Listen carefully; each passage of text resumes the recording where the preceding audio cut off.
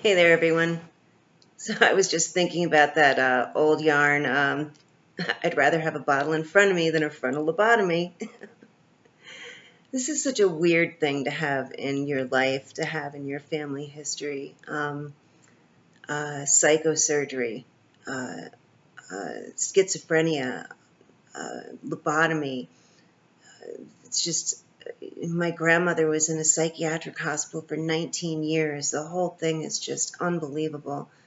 And so many um, jokes and phrases and inmates running the asylum, things like that pop up in your day-to-day life that you have this strange connection to in a way.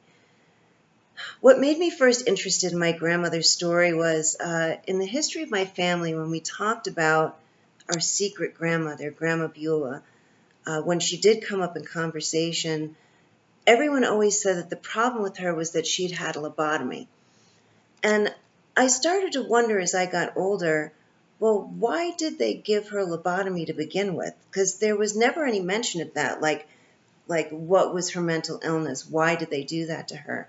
So I asked my mother, who was 4 years old when my grandmother was locked away in about 1953. I asked my aunt, who was 13 years or so older than my mother at the time, asked my uncle, asked other people in the family, and I was really amazed, but no one knew what it was, why they had done that to her. So I got the idea of trying to write to Pilgrim State Hospital to see if I could get the records from them. I assumed they were going to tell me they were long gone. That just seemed like it would make sense.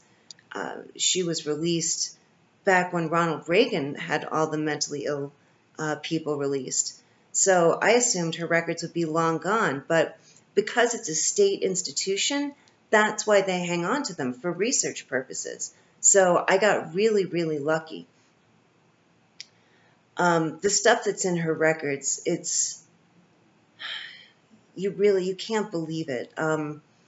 She talks about uh, how horrible the shock treatments are and says to the doctor, why she actually has a letter in there in her own handwriting where she says, why do you even bother to do this horrible treatment to me when you can't even uh, make the time to have an appointment with me? We stand for 5 minutes in the hallway. You can't acquaint yourself with my problems in that short a period of time. And of course, she was absolutely right.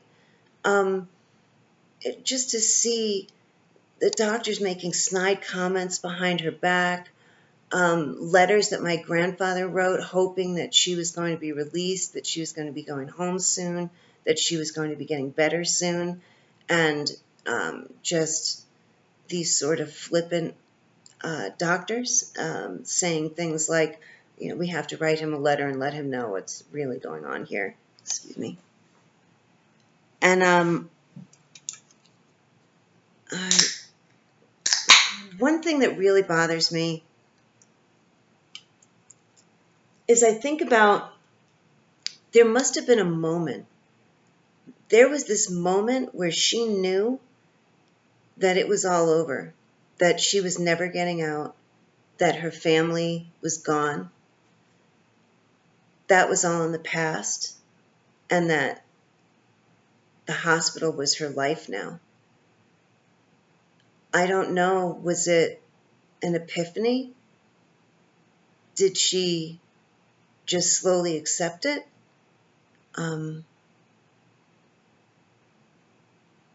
It's terrifying in a way, the moment that someone gives up on their life. I guess after she had the operation, that I understand that there is a certain level of higher thinking that was no longer there. Like, for example, she couldn't tie her shoes anymore after she was lobotomized. She couldn't read anymore after she was lobotomized. But I remember my family would always tell me that she was childlike, and I was a kid.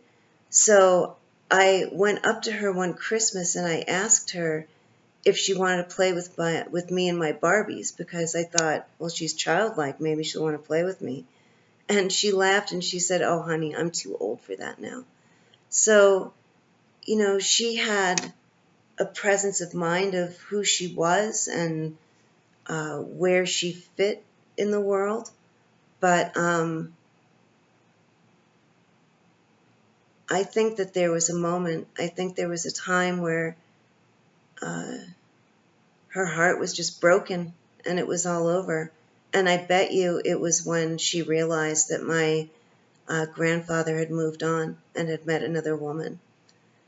Um, I'll make some more videos about the family and how they handled that sort of thing, because they handled it, I think, in a very 1950s kind of way, which is my grandfather used to take the Long Island Railroad back and forth from Long Island to New York City to his job in Wall Street, and he was senior vice president at Hanseatic Corporation, and he was a bond broker. He ran the bond brokerage desk. And he met my grandmother on the train. She worked at the telephone company, and that was Grandma Myra, who, what they did was when my grandpa and Myra got remarried, they pretended that Beulah didn't exist. Like, they kind of like forgot about her. And my mother was so glad to have a mom that she didn't say anything. She didn't, she was just happy to have someone to be her mom and to walk her to school and all those things. So, it's easy to judge now, but they lived very happily for a long time. But Beulah, to be left behind in the hospital like that, my God, the moment, was there that moment? It's a really terrible thought. We're going to talk about that, and we're going to try and investigate that further. We're going to also make a video about Walter Freeman, who is the doctor who invented the ice pick lobotomy. I am friends with one of his youngest victims, Howard Dully, who has an excellent book called My Lobotomy. Please read it. And he,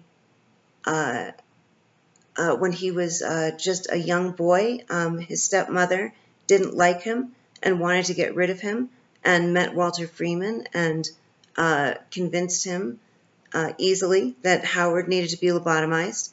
Absolutely unbelievable, and we'll go into that story, and maybe we'll see if we can get Howard to come on and be interviewed. That would be great. Really fascinating stuff, real American history. A lot of people don't know that the inventor of lobotomy, Egas Moniz, who is Portuguese, won the Nobel Prize for his incredible discovery. Yeah, it's true. And there was an article in, I believe it was an Italian newspaper and in a Portuguese newspaper about my complaints to the Nobel Committee for having someone like that win a prize. And I ended up getting hundreds of letters from very angry Portuguese people because apparently Egas Moniz is like in America, he's the equivalent of George Washington. So I completely insulted their national hero, and I apologize to all Portuguese people. It's this one part of his accomplishments that I wish were different, but I understand otherwise. He did some very wonderful things for Portugal, so please don't hate on me. But I think that we can talk about how it came about. It's pretty fascinating. He operated on people of multiple different mental illnesses and tried to say that that was a fair blind study, but things were different back then. But the scientific standards were very iffy. One time, my former website, psychosurgery.org, was reviewed in JAMA. We're going to talk a little bit about that.